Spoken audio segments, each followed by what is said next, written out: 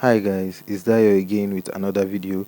So in this video I'm going to be showing you the easiest way on how to draw the dreadlocks, this particular dreadlocks that we're having as our reference. So right now I'm trying to get our sketch first. um I'm trying to get a guidelines for us to work with.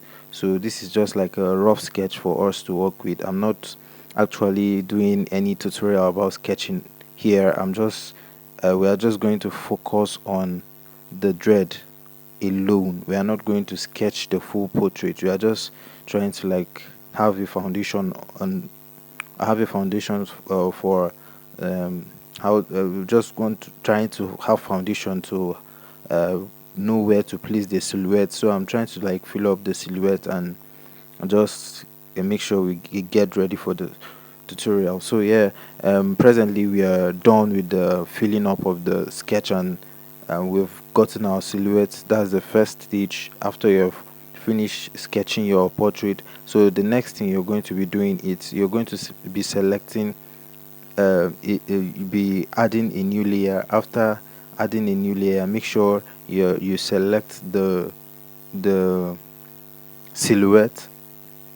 The silhouette is this black field here, so it's called the silhouette. So let's fill up the let's after filling up the silhouette, let's select it using our selective tool, then go to your magic wand, then you tap on the silhouette. It's going to select the silhouette for you, the entire silhouette for you. Then you can increase the tolerance to either 140 or 146.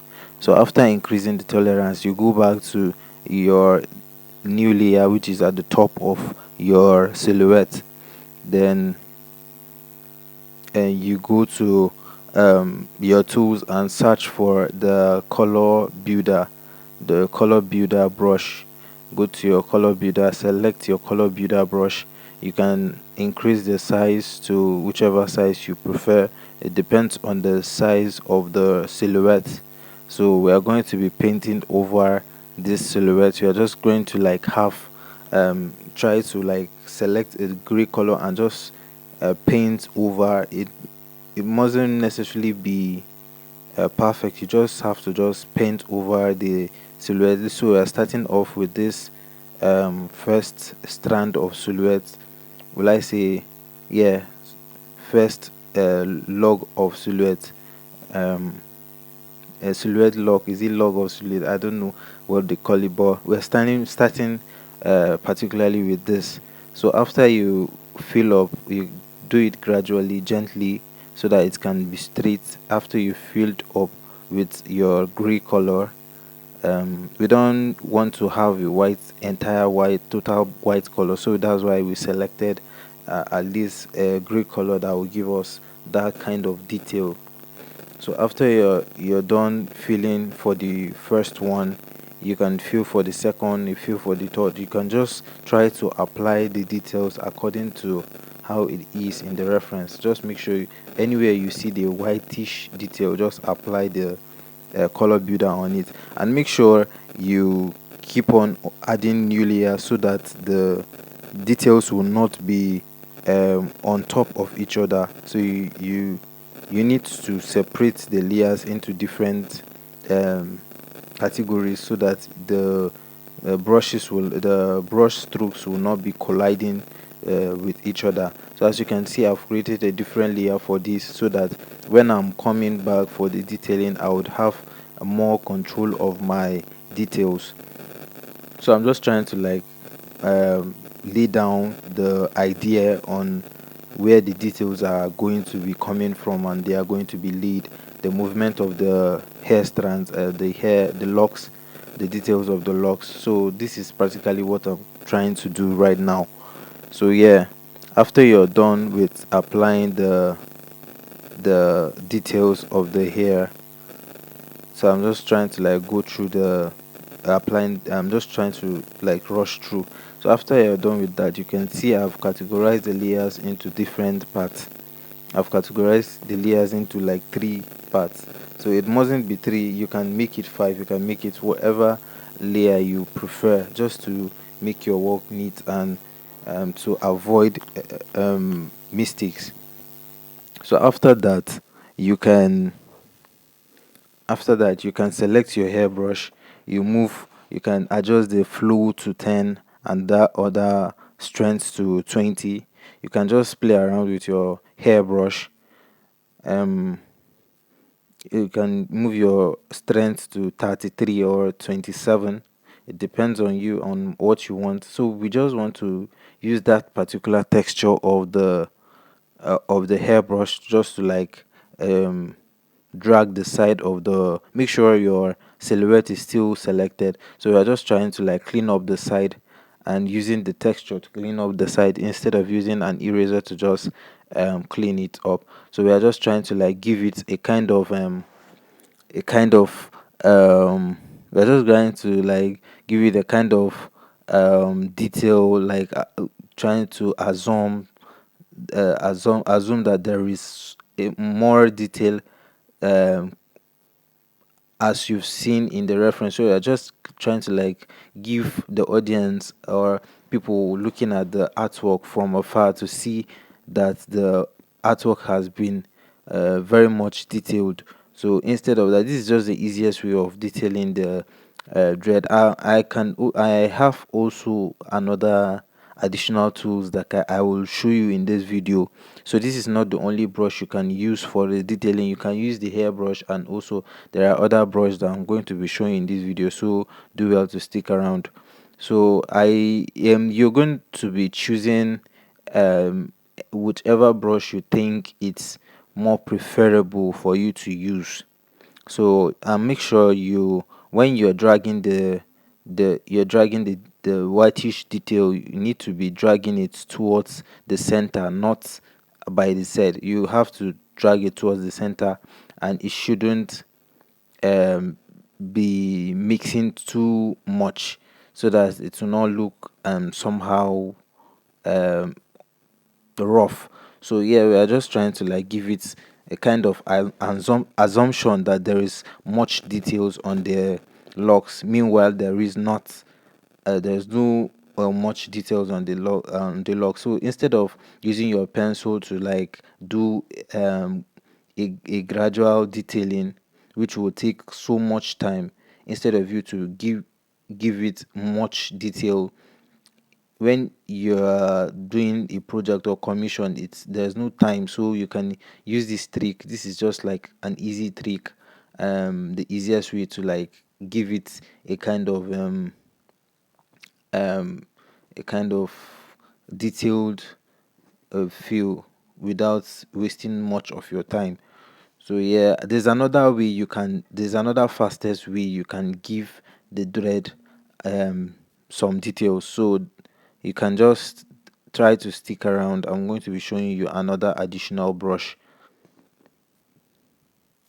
And also for those using Photoshop, or for those using Procreate or any other drawing software aside from Autodesk Sketchbook, you can use a soft round brush which has a faded end to do this kind of detailing. And also you can still use your soft round brush to make this kind of detail. It mustn't be the color builder brush. So yeah, you can for those that aren't having Autodesk Sketchbook, you can still use the soft round brush and reduce the opacity. Make sure you reduce the opacity, then you drag it and give it that specific detail. So yeah, you can still leave the opacity to 100%, but you make sure your gray color is not that too gray. Although you can still readjust, so it's not a problem actually. So now I'm trying to like show you that we can still use the smudge tool. You can still use the smudge tool to like give it that kind of detail. So you can still use your smudge brush to like give you that kind of details. It mustn't be a hairbrush. You can you it mustn't be only hairbrush. You can still use smudge brush that has that kind of hairbrush feel. So you can just try to set the brush to give you what you want. You can see it can actually work exactly the way the hairbrush works. So it mustn't be the hairbrush. For those that are not using Autodesk Sketchbook, you can still use a substitute this kind of um for this kind of detailing. So for Procreate users, there are so many brush sets that can help you give that can give you this such kind of details. So uh, there are also specific brushes, custom brushes that have been created to give this kind of dreadlock feel. So it's far much more easier for you guys to get the result. So yeah, I think I'll in the nearest future I'm going to be creating my own brush sets, my own Procreate brush sets. Just in case you guys are interested, just leave a comment down below so that I can start working towards it.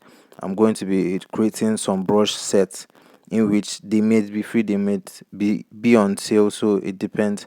But I'll actually space up time to create my own brush set. I already have like three brush hairbrush sets for the curly hair, and for the braids I've created I think three brush sets for the curly hair, and for braids for braids braid box. So I'm trying to like space up time to like give my time to creating new brushes. I don't know whether you guys are interested in getting new brushes from me, but you can drop your own you can drop a comment down below so that um I'll see, and I'll try to make brushes just in case you guys are interested.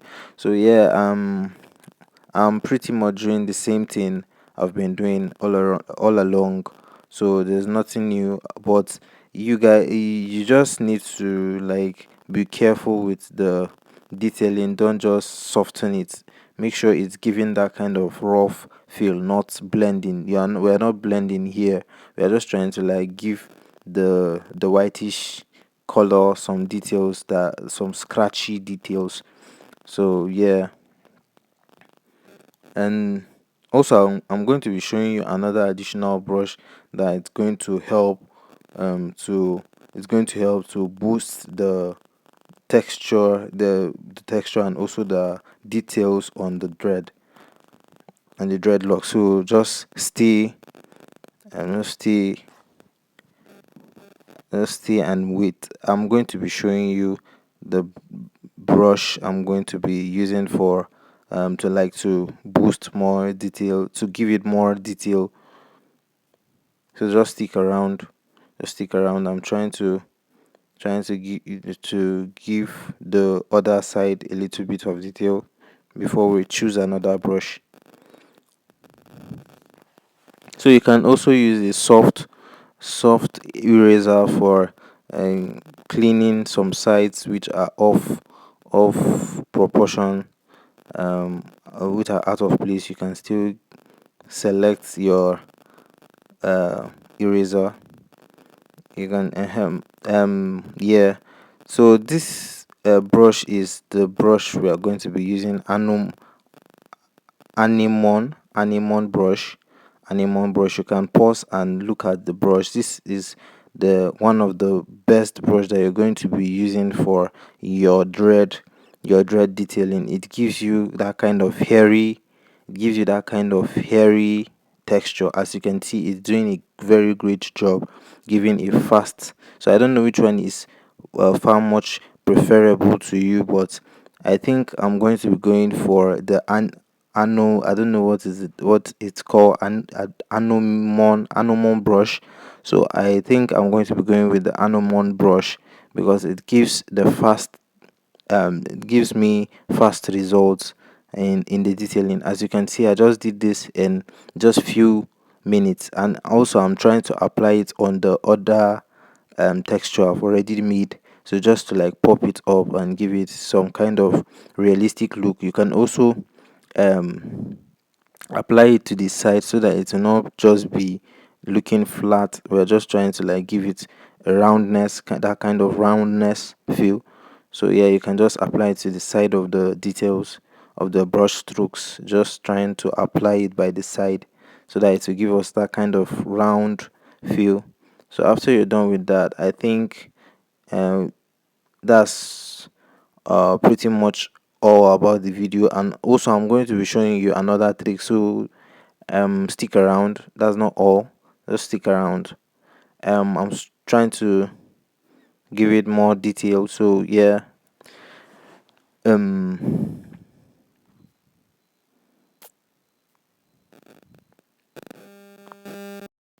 so after you're done with the detailing of the hair, we're still going to be we're still going to be selecting our anemone brush. I've pronounced it well now. I think I've pronounced it correctly, anemone brush 2. So make sure you screenshot the brush, and or you pause it and then screenshot the brush so that you can easily locate where it is on your sketchbook. So yeah, I think we're done with the detailing. All we're going to be doing now is to still select the anemone brush, then create a new layer. Make sure it's below your silhouette. We are trying to like give it more hairy look, so that's what we're trying to do presently. We are just trying to like apply it by I'm trying to apply it, as you can see, I'm trying to like apply it all over by the side so that it will give us the kind of hairy look.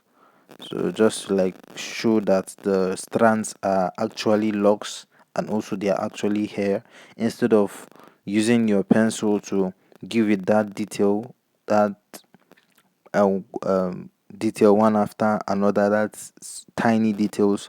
This brush is going to help you to give it a whole lot of details at the same time, so it saves time. So you just try to drag it, try to drag it along the hair, along the movement of the strand of the lock. So make sure your layer is below the silhouette so that we're going to like just it's going to be showing the um hairy texture by the hair end, by the side. Not It's not going to be applied on top of the dread. It's just going to like give us that kind of feel by the side, just to give us that kind of hairy texture. I don't know whether you guys are understanding, but I think this is just trying to like give us that kind of the hairy, a believable um hair, like to see, to make it look more believable, that to make it look more hairy. So I don't know if we leave the the dread we've done already, it's not going to be looking compelling. So this is another trick on how to make it look more hairy and believable, like convincing. At least if you see it, it's looking more realistic, realistic, and it's more looking believable. Like someone will see this particular drawing and say, yeah, this looks like a dreadlock, and not just as a wrap of silhouette with um, goofy details and um so whatsoever. So yeah, this is just like to give it more detail, and the rest you can still, if you think it's the details on the hair, the whitish details on the hair is still not giving you what you want, you can still reshape it, give it more details. So yeah, you can pretty much do whatever you think you like. You can just make sure you enjoy the process and do whatever you want to do. So after you're done with that, you're going to be locking. Make sure all your detail, whitish details are on one layer. Make sure the details are on one layer, the silhouettes are on another layer, then the sketch should be on a different layer also, the rough sketch. So yeah, we're done with that.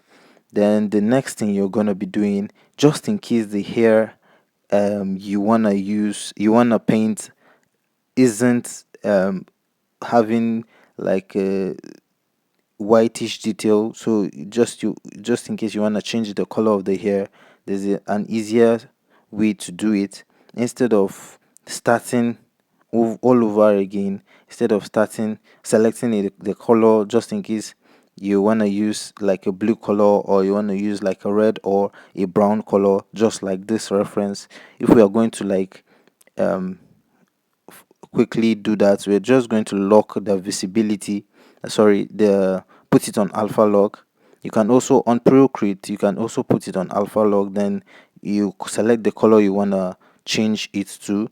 So presently trying to like select a color that will match this particular reference.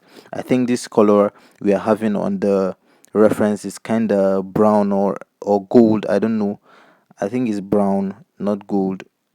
So we are trying to like use that kind of color to like paint over our whitish detail. Make sure the layer you are on is the whitish detail layer. So you can also pretty much color the entire detailing with just your felt pen tool, your felt pen brush.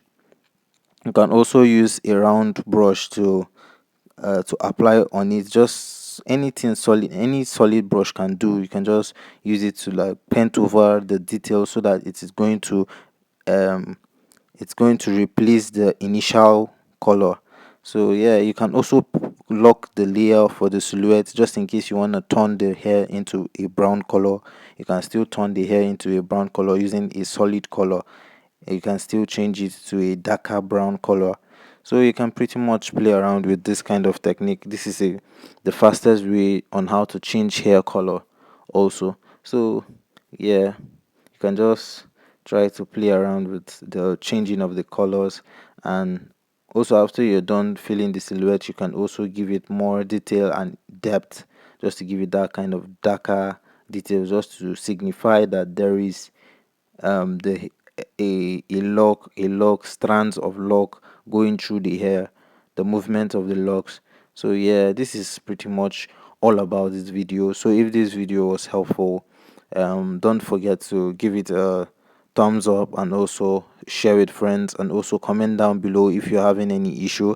And if you're a new subscriber to this channel, please don't forget to subscribe also, and turn the notification bell too. So thanks guys for sticking around. Thanks for watching my video.